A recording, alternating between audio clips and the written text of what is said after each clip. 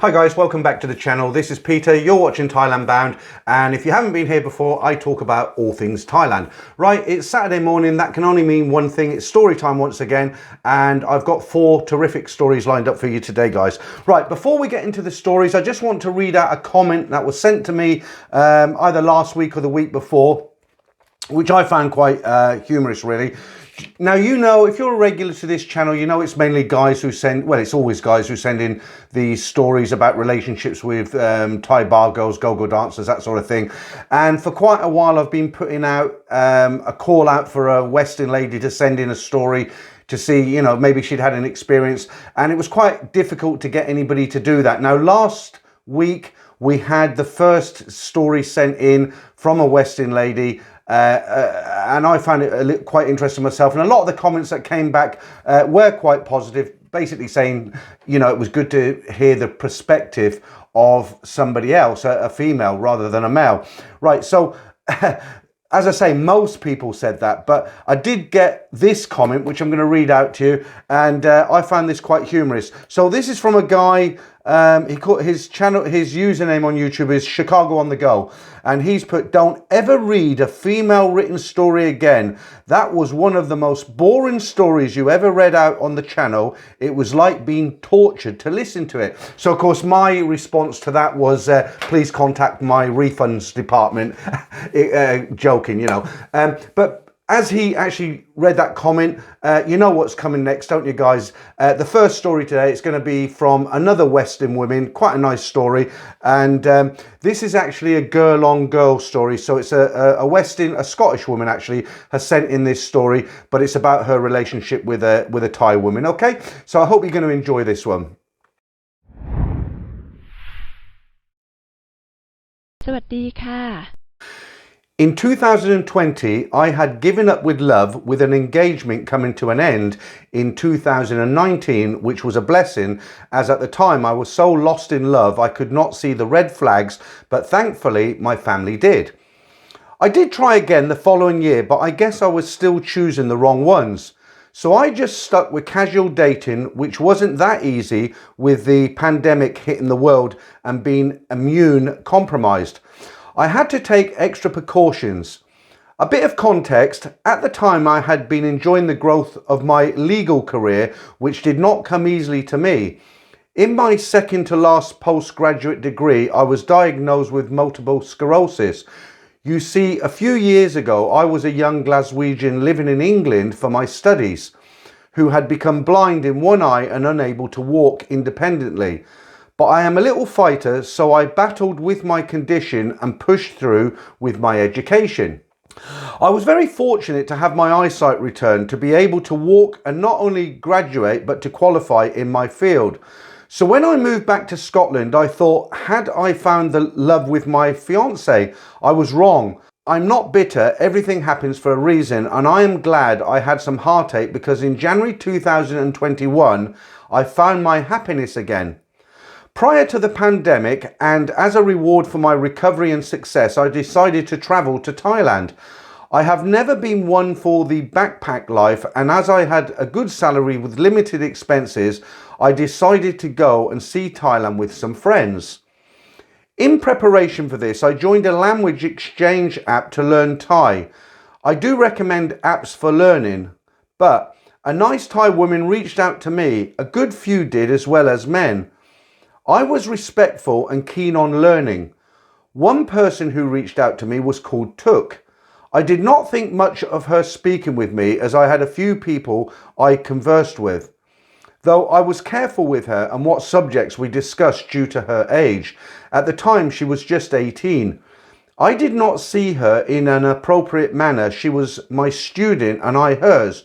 We talked a lot though, due to having common interests, wanting to learn each other's respective languages, and lockdown making everyone a little bit lonelier. I found her very sweet. As in Thai culture, if someone is older, they are addressed as P by their juniors. I in turn said, "That's sweet, I've never had a little sister before." She did not like this, and she clearly stated she would never want to be my sister because she likes me in another way. I was taken aback due to her age. I was older, not a massive age gap, but enough to raise eyebrows in my circle of friends. A 4-year gap is usually what we stick to. I was in my mid-20s. It felt odd. Normally, I dated older. I did go on to learn that Thai girls prefer older partners. It is normal. It still felt odd to me, so I tried to distance myself but found that I couldn't ignore her and miss her company. We decided to stay friends. What a fool I was staying friends with an attractive person who you have a lot in common with. Could be tricky, especially knowing she has feelings for me. I then found myself looking at her, like actually really looking at her. She was beautiful. I could not deny it. No makeup and no filters. Maybe I am biased, but I've included a picture for your eyes only. Her birthday came around in March, and as people do on their birthday, she and her friends went to a club. Now usually she would be dressed casually, still nice, but always in a pretty cute young Anne Hathaway style. Except that day I saw her as the woman she was. She wasn't in anything massively revealing, but the outfit complemented her curves and legs beautifully. I couldn't deny it anymore. I did have feelings for her. Her feelings became even more apparent after she had consumed a lot of alcohol and called me a couple of times saying she missed me and wanted me to join her for some bedroom aerobics. As time went on, we video called often, liked each other's social media and became a couple. Relying on FaceTime and social media wasn't a bad thing, as the pandemic still presented issues, and if I'm honest, I valued the effort she put in to check on me and engage in deep conversations with me. She introduced me to her friends and family, all in all never asking me for anything. Anything I ever gave her was from my heart and nothing lavish. The reason she never asked for anything was due to her coming from a middle class family who had their own businesses, and she was studying at university to take over 2 of her family businesses. Her parents aren't on the scene, not too different from young families in the UK. She was being raised by her grandmother as well as her uncle and aunt. Her grandmother's sister-in-law was so fond of her and lovable nature, she officially adopted her. Very sweet family. Being an avid watcher of your channel, I was aware of the sick buffalo excuses, etc. So the car crash stories helped in that regard. But again, she didn't ask for much and wouldn't spend more than I would on real dates here if we were face to face. I'm not a cheap Carly with my money, but I financially support my parents in their old age, so I'm careful. She made me feel like royalty. She genuinely cared about me and was put off that I need to inject myself with medicine every 2 weeks or have occasions of relapses or chronic pain. She saw me fight and work hard for everything and admired that. I fell in love. Despite having a time difference, we made time for each other. We woke each other up, tried to Netflix and chill in the digital sense. I had decided in November 2021 it was time to meet as the world was getting better. She was excited and said that she will be 20 in March 2022. She can get her visa without having to contact her parents, and then she could fly out to the UK and see me too, so I was not burdened. Due to her family situation, she had expressed her sadness when it came to her birthday due to her parents not being present in her life for the last decade, so celebrating together was out of the question, and she just began seeing it as a normal day. I did not see her birthday as a normal day. Last year I made a bit of a fuss over her, again nothing extravagant in my opinion, but it was genuinely appreciated by her because the effort I made. I saw some sadness in her eyes as her birthday approached, and her anniversary passed and my heart couldn't take it. I still had annual leave to use up. I booked a flight via Dubai and paid out the money to go through the sandbox rules in Thailand. I spoke with the hotel and they confirmed that she got a PCR test before and signed a waiver she could sandbox with me as she was vaccinated like me. Fast forward and all the changes plus 3 flights and 2 PCR tests, I made it to Koh Samui and I was in a sweaty, exhausted mess, but I did not care. She was there at the hotel waiting for me. In the evening, her beautiful face was more glorious than the moon. I was in awe. I scooped her tiny frame into my arms and held her close. We got on really well for the next 2 weeks. Enjoying Koh Samui, going to her province and her university in nearby Tassala, beautiful places. I met her family, her friends, and they were lovely. I learned very quickly that Thai women, not all but most, are very possessive and emotional. We had one fight, a result of me telling her no to messing around due to her having a final project to submit for her marketing course for university. She stormed away from me and I did not like that. She was in a bad mood over being told no. I gave up smoking as much as I did after I was diagnosed and stopped casually smoking when I entered a relationship with her. She was in her room in the Airbnb for a while, but I was annoyed. So I got up and headed out to the local 7-Eleven to get some smokes. To my surprise, when I walked out the store, there she was, tears in her eyes, waiting for me. Caught off guard, I responded, "What a slush." She said no and then said, "Let's go back," and proceeded to walk in front of me. I am not heartless, but I am stubborn too. I had 2 smokes and then came up. She did try to stop me smoking, but I smoked anyway. When I went up to the apartment and looked for her, I realised she had locked herself in the second bedroom. This annoyed me more because I felt like I had done nothing wrong. I knocked on the door and kept calm and asked her to come out. She ignored me. I asked her again, she ignored me again. I got her nail file and started fiddling with the lock and she opened the door. I was hurt and upset by her response and the fact that she walked away from me. I told her, "If you don't want to be near me, fine, I will pack up and get another place to stay at." That snapped her back to reality and she began to apologise. We both shed tears because I was genuinely hurt. I had come all this way and she just walked away from me. She got down on her knees, clinging to my legs, apologising, and I absolutely hated that. I picked her up and reminded her, "We are equals. Never do that again, please." She was having a panic attack, so I calmed her down and gave her some water. We then sat down as adults and discussed how our reactions weren't the best and we should do better. Women in general are difficult to understand and I thought I would have the upper hand being a woman too. And being South Asian, we had similarities in culture, though maybe my brain is wired like a guy. My respect to the men out there that put up with our irrational moments of madness. On a side note, I also learned to not react when looking at other women or men with large arms. My weakness, men with big arms. I grew up with a dad who was a huge 80s action fan, so Arnie, Stallone, JCVD and Patrick Swayze in Roadhouse navigated me through puberty, but then I got a bit greedy when I set my eyes on Jessica Alba.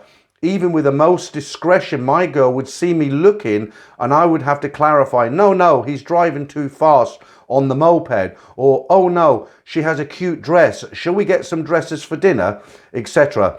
If I'm honest, it was very rare that I would look anywhere as I was obsessed with her, my little stunner. We then went off to Bangkok and continued to enjoy our time together. As it was a big birthday, turning 20 is a big deal in Thailand. I wanted to give her something special, so I took her to Icon Siam, a luxury mall, and told her to pick whatever she wants. I had a very nice designer bag which I would often give her to carry, largely due to the colour matching her outfit and because I didn't pay for much, so wouldn't take my purse. Now, I was not an idiot in love. I mean, I was, but for the past year she had made me the happiest person in the world. She deserves something special. Bless her heart, she really wanted a Christian Dior bag, but when she saw the price, she declined herself. Thank God it was like 3,000. She opted instead for a very nice YSL bag. We continued to have fun and enjoy each other's company.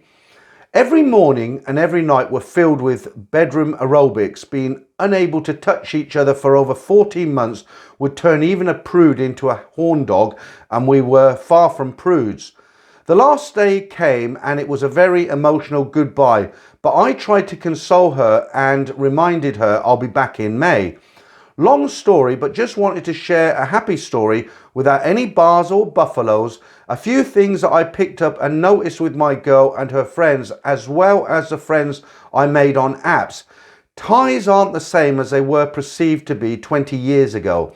Thais are just like Westerners due to influences from media in relation to the younger generation. I have seen some talk back to their parents, open OnlyFans, have aerobic friends, and at the same time they can be virgins until their 20s. What I will say especially about my girl is that they do appreciate you a lot more than some do in the West, and I can see why divorced men like to start again with girls from Southeast Asia. I technically did minus the divorce, but we are very happy together. They are beautiful people inside and out. So there you go, guys. That's quite a nice story. And I know I've got nearly 1,000 ladies subscribed to this channel because I know they like the stories.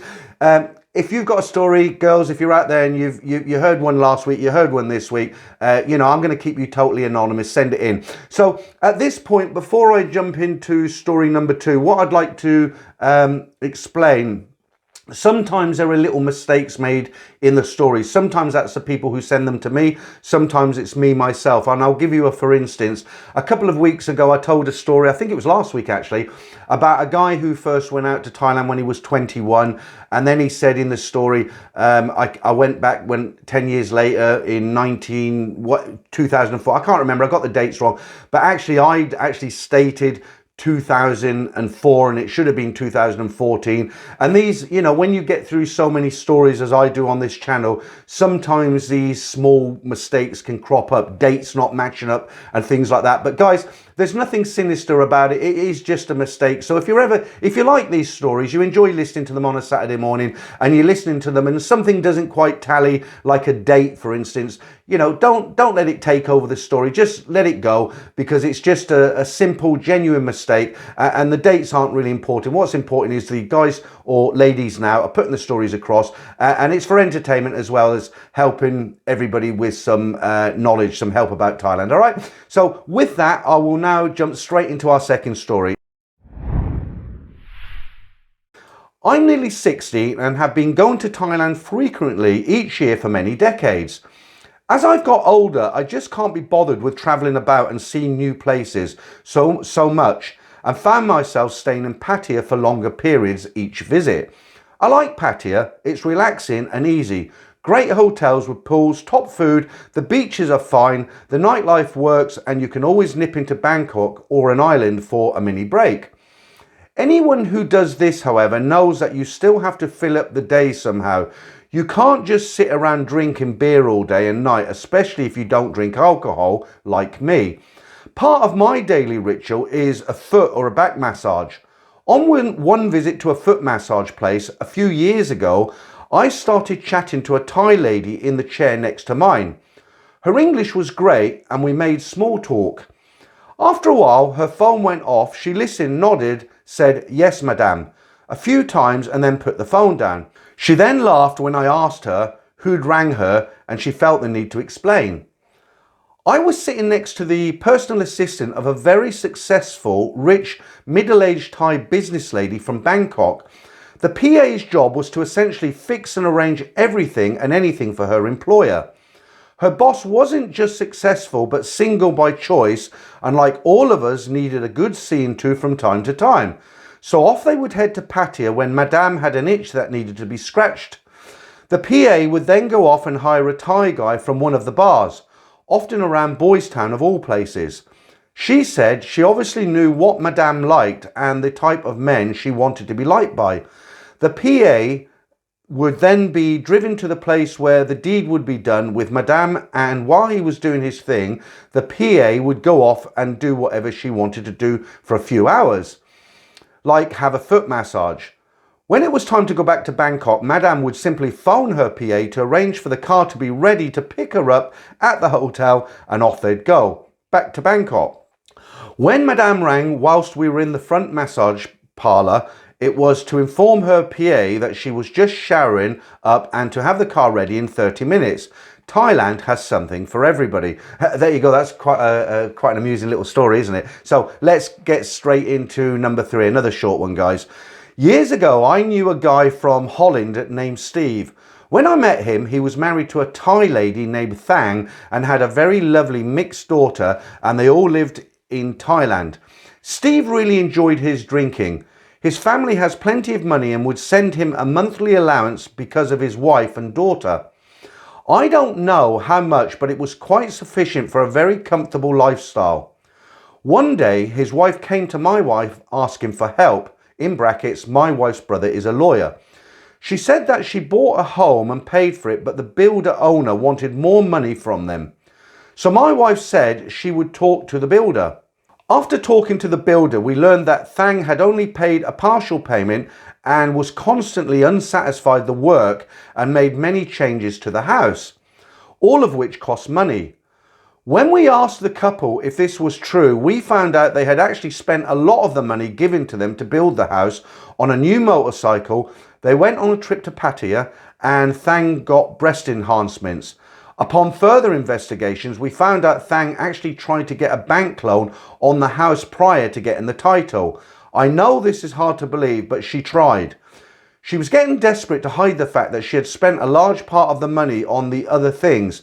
Thang asked us to contact her husband's brother in Holland to ask for help. We did, but we told him the entire situation. The brother agreed to help for the sake of the daughter, only if the title was put in the daughter's name. This would protect the house from being sold until the girl is an adult. We also contacted the land office and left a standing message that if anyone tried to get another title for any reason to contact us, and we would contact the family in Holland. It was just 2 months that we got a call from the land office that Thang said she lost the title and is trying to get a new one. They said by law, if we can't show proof that the title still exists, they will be forced to issue a new title to Thang. We were instructed to get proof that the original title was not lost. So we contacted the family in Holland and they were able to show proof that the title was not lost and Thang was denied getting a new title. Although I should say that by law, Thang would not be able to get a loan on the title legally, I would not be surprised if she could have gotten the loan from somewhere else. So there you go. It's unbelievable, really, isn't it? The tricks that some of these girls get up to get their hands on cash. All right, so we're going to jump into the final story now, guys. And this is going to be the final event. This one's a little bit longer. I was in the mood to write as it's a cold, snowy day in Alaska and thought I would share the most memorable story of my first trip to Thailand. I had always wanted to travel to Southeast Asia not only for curiosity of another culture, but to expand my comfort zone as I planned to travel alone for the first time and internationally. My friends thought I was crazy, and them knowing me, they were certain I would be kidnapped or robbed. A little bit of a backstory about me. Bars were nothing new to me, nor were relationships with the ladies in the States. I've never been married nor had kids, so was always free to do as I wish. The more I learn about Western women and the shift in the old-fashioned morals and values, the more I enjoy the simplicity and respect from those in Southeast Asia. I was engaged once, but cut it off because I learned I was far too independent for a wife, and selfishly, I like my bank accounts. I've learned from my friends how devastating divorces can be, not only emotionally, but financially. In my 40s, I managed a strip club in Oregon, USA, where it's known as a strip club mecca of the US. College girls were always eager to make extra cash on the side. My friends thought I was Hugh Hefner with a bevy of babes, but this couldn't be further than the truth. Yes, we were friends and hung out, but I never got my honey where I got my money. That never kept me from being snuggled in the dressing room with fully nude college-age ladies. I was more like a big brother, or to some of them, a second dad, as I was willing to give advice when asked and just be a down-to-earth guy, I guess, and they felt safe. Their friends were another story, and parties at my house were always lively. I had planned my trip for a year, and prior to leaving for Thailand, I had spent hours upon hours watching YouTube videos about the street life, culture, bar life, language videos, etc. So I didn't have any culture shock at all after landing. Those videos were priceless, and I still watch yours today, Peter, to learning the ropes, which I hope everyone would do prior to traveling their first time. What really helped me was learning just the basics of the Thai language. I often hear on every trip, "Why you no Thai? Where your Thai wife?" To which I would reply, "No Thai wife," and they would reply, "Why you lie? Lie not good," almost every time. I later learned a simple hello in Thai kept the ladies away when I wanted to be left alone as I walked down sois known to have massage girls. One of the lessons I learned in the videos was getting a business card off the hotel and always having 1,000 baht in case of any emergency someplace on my person. For me, that place was the pocket of my camera sling I always kept with me. Landscape, travel and candid photography was always a hobby of mine, and that was the main purpose of my trip. The first night of my journey, that tip came in handy, as I got lost because I had planned my first experience of a hot tub with company after landing. I read 2 hours in a hot tub after countless hours on a plane really helped with jet lag, which it did. That business card got me back to my hotel on Soi 33 at 4 a.m. in the morning. The money stayed in my camera strap. The street food vendor across the street gave me my first experience of noodle soup, which I look forward to almost every day of my month-long trip. I never felt safer walking the streets of Bangkok compared to countless cities in the US. I slept a good 8 hours, woke, made coffee in the room, showered and got ready to head out and explore. The other tip I learned was to only bring with you your daily budget to ensure you didn't do anything stupid with spending during a drunken adventure. The other tip I learned was to get a cheap wallet, load it with fake credit cards and fake movie money from eBay. In case I were to get mugged, I would grab that wallet, toss it and run. When they cashed the money, instant karma. Brilliant, I thought. That said, I loaded up my wallet with my daily budget, put it into my front pocket, grabbed my camera and out the door I went. That day was like any other one would think they would experience on a first trip. Everything was new as I saw things I had never seen before, smelled things I'd never smelled, and even fell on an escalator as I wasn't paying attention. Why? I'm from the US and I found it fascinating people walked on the left, drove on the left in the most organized chaos. I had never seen and took the left side of the escalator instead of the right to go up. I nearly split my lip but survived without physical harm. I could only laugh as I got up. The evening I had planned my first experience on Soy Cowboy in the land of beer bars and Thai go-go's. I planned my first hotel to be near for the first 3 days in case I had an interest in aerobic activity on my evening adventures. I only stay in a hotel for no more than 3 days to keep the surroundings new. It was about 8 p.m. when I started my stroll down the neon lit street that was filled with touts and ladies attempting to drag me into their bar. Again, I was wise to the workings of bar girls from my bar management job, so these acts didn't faze me, and with that I suppose I looked like it wasn't my first rodeo on Soy Cowboy. Their tactics in the bar are so much like that in the States. I wondered if dancers came to Thailand to teach them the job. I then realised being a hustler is something some women are just born with. Along the way, I did stop in a couple of bars for a quick beer, mindful to pay for them one at a time to protect myself from getting ripped off and overcharged on my bill. YouTube taught me to be well seasoned, indeed mindful of what scams can happen. It was nearing 12 a.m. and I had one more beer allowed in my daily budget. I wish I could recall the name of the bar, but I stopped in and took a stool on the rail facing the street. It was busier now, and since I'm not much of a drinker, the previous 3 beers had a good buzz flowing in my veins.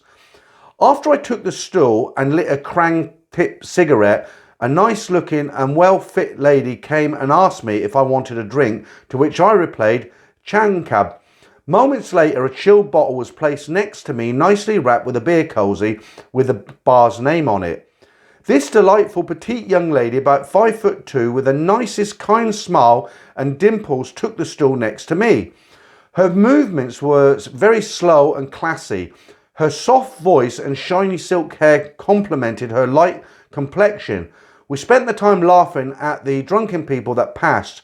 We found extra pleasure in watching the guys who looked like they had never seen a partially dressed lady get dragged into bars, sometimes with 3 ladies pulling them in. It was a general good time as I got to know a new friend. She never once hustled me for a drink, nor did I offer.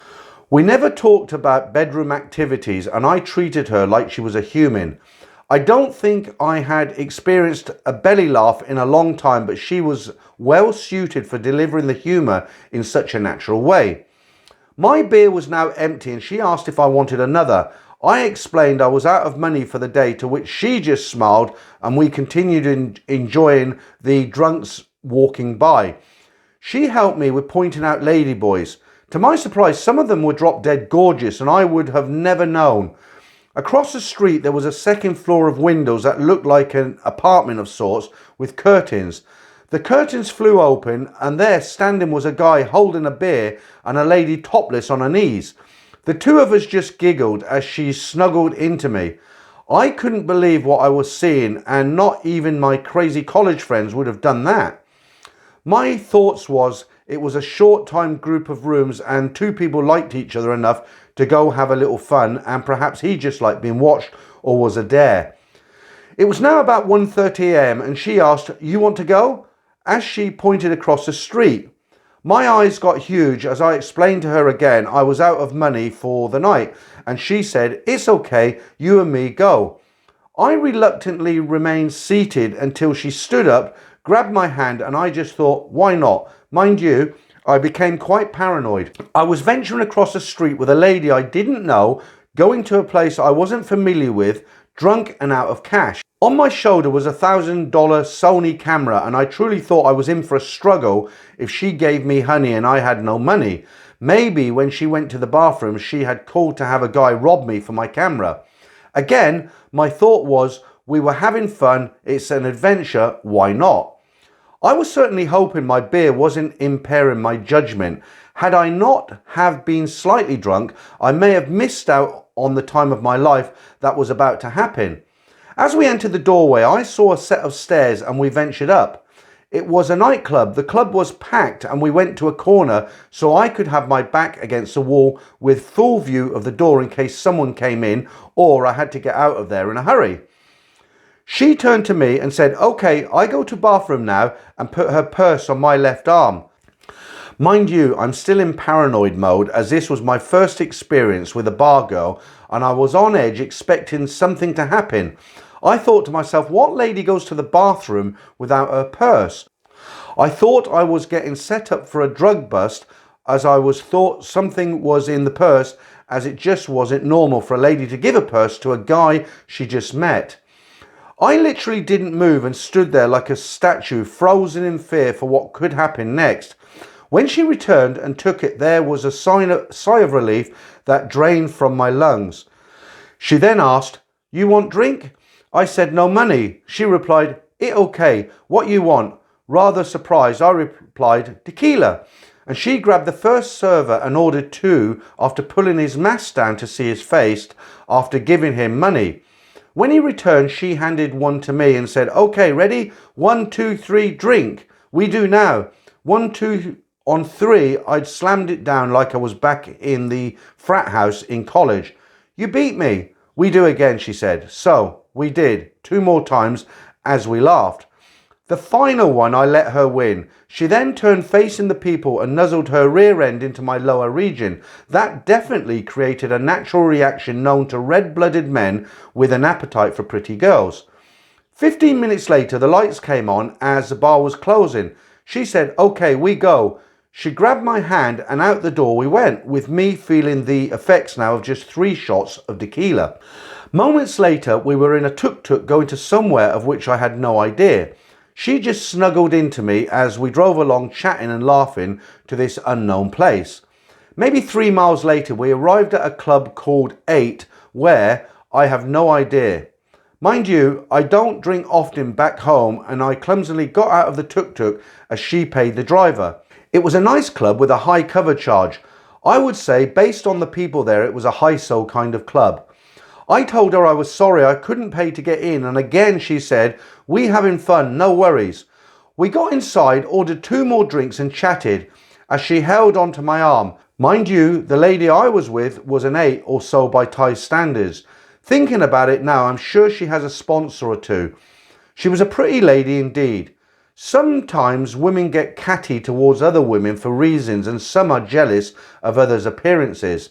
Across from our stand-up table was a foreign lady who was drunk and by herself. Not sure how this came to be, but she kept eyeing the lady in my company. My senses alerted me to something that was about to happen. This foreign woman came over in a very drunk state and started to get in my lady's face and cause a scene. Now, I knew a little bit about the culture to know some people from other countries aren't looked at in high regards in Thailand. Be it a caste system thing or just how rude and loud some of them can be, I'm not sure, but I know they aren't respected for the most part. I also know that you don't mess with Thai people without a huge brawl taking place if something goes down. When this lady was in her face talking smack, soon the lady I was with raised her voice, and to keep her from losing face, I pushed the lady away and told her in a strong voice to get back now. That second, she raised her hand as if to hit my lady, and my immediate reaction was to wrap her up and hold her hand behind her back like I had done a few times in my bar and drag her to the door. The bouncer saw what was happening, cleared the way, opened the door, and I literally threw her on the ground outside. I normally would not have done that to a girl, but I was protecting a Thai girl in that moment. It was the right thing to do to get respect as I saw it. "Oh, you big guy, you come here anytime," said the bouncers, laughingly as I walked inside. "I'm 6'3" and 225 pounds. To them, I guess I looked like a giant. They then bought us both a drink and said thank you. I had one other group of people at a table not far also buy us drinks, so it was a great time to make new friends and party. I think I may have been my lady's hero of sorts as she clung harder to my arm. We later walked outside to have a cigarette and she led a few steps in front as I didn't know where the smoking section was located. A Russian guy grabbed her arm and she pushed him back and pointed at him and said loudly, "You go now." As she turned and grabbed my arm, I just looked at the guy and gave him a friendly nod. "I thought she's mad," she pointed. The bar was closing and it was time to mosey on back to my hotel. We walked out, a bouncer gave me a pat on the shoulder as we exited. We got into a tuk-tuk and back to my hotel we went. When we arrived, she gave her ID to the front desk and with a slide of the key card in the room lock, we were inside. We laughed about the evening as we shared a shower and the suds from the soap for about an hour before we retired in a Thai-style firm bed. In the morning, I was brought from my slumber, not from the light coming through the window behind the curtain, but to a nudge from my new friend with a cup of coffee in her hand. "Sugar? Creamer?" she asked. Shocked at the display of kindness, I said yes, 2 sugar, 2 creamer cab. We then shared a cigarette outside on the balcony that overlooked the street below, sipping our coffee and talking about the night before we were showered once again. "Okay, I go now," she said. I replied, "Okay, let me get you some money for last night's drinks and things." She paused, looked at me gently with her cute dimples creeping in from the start of a slow, kind smile, placed her hand gently on my shoulder and said, "No problem, I like you," as she pushed my money away. The door opened, we smiled and off she went. I closed the door in complete awe of what had just happened. I then realised I had that 1,000 baht note in my camera strap. I completely forgot. However, what is most sad is I didn't even know her name. Moral of the story, guys, treat the ladies as humans and have fun, because once a Thai person starts having fun, they don't want it to stop, as they truly do live in the moment. I can only think that free ride came because I showed her respect. I might be one of the few people that has ever gotten a free ride from Soy Cowboy, and it is the one story I love to share and one I will never forget. So there you go, guys. It is possible. I have known friends to get involved with girls, but it's very rare because it might be free on the night, but long term there is sort of kind of payment involved without getting too deeply into it. All right, so I'm going to finish in a slightly different way today. I hope you enjoyed the stories as always. Now, for a long time, people have said to me, "Look, why don't you bring out a book? All these stories," and I've been reading them out for over 2 years now. So when people put these stories on paper, they're giving me permission to read them out in a public forum, right? So that's no different to a book. So people have said to me, look, why don't you put these into a book? Other YouTubers, one YouTuber in particular I'm thinking of, has brought out a book a while ago. And I've never done it until now because I wouldn't know how to go about making a book. I've now got on board some help, somebody who has already written books, who is well, he's actually doing it for me, to be fair. He's going to help me out with it. Now, this book is going to go onto Amazon as a Kindle book, an audio book, but there'll also be a paper version of it. And I'm sure if it goes down well, there's going to be a volume 2, 3, and 4. So if you really enjoy these stories, you know, you can get an audio book hopefully in about a month's time. And I'll give you some more details on that when they come out. So I'm actually looking forward to listening to it myself. You know, guys, I do a lot of walking with my dog in the mornings and the evenings. I like to keep fit, so that'll give me something to listen to as well. Right. Okay, guys, thanks for stopping by again. If you enjoy what I do here, please consider subscribing. If you like what I do, you could also help support the channel. There is a link in the description if you want to buy me a beer or a coffee, something like that. And you can always join as a member. Okay, so until next Saturday when there's more stories, I will be live streaming at 9 p.m. UK time as always. But if you're not into the live stream, as I always say, I'll be back next Saturday with some more stories. And ladies, once again, if you've got a story, please send it in. I'll change your name and I'll read it out to you like you've listened to the stories today. Thanks, guys.